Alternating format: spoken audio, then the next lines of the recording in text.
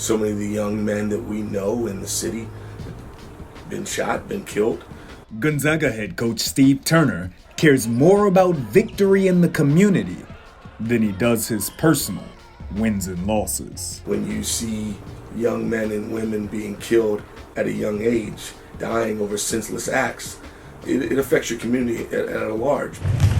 Turner has led his Eagles to multiple WCAC and DCSAA titles.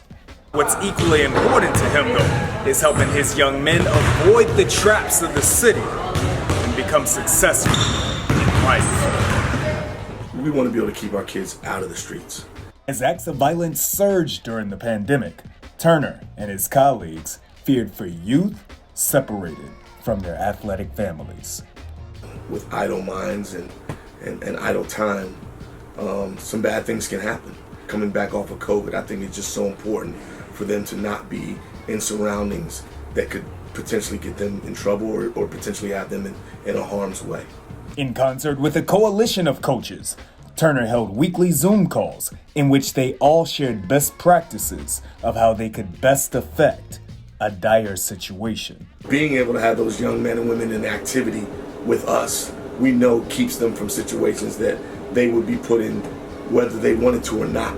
Having all that time that was idle where we weren't able to bring them into the gym, it had us nervous and worried because we knew that at that point it was out of our control of being able to keep them from potential harm's way.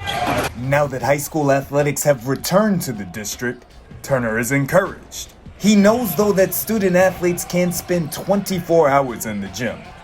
The father of two shares this advice with all of his young men. It's get home. Never trying to be alone. Try to be in a group, telling those guys that, hey, if we do run into some type of conflict, it's best to walk away. Whether that means you not having to be, what you think is being strong, because you never know how things can escalate. The ending that we want is that you get home. With the DCSAA, I'm Chad Ricardo. Ricardo Report, bruh!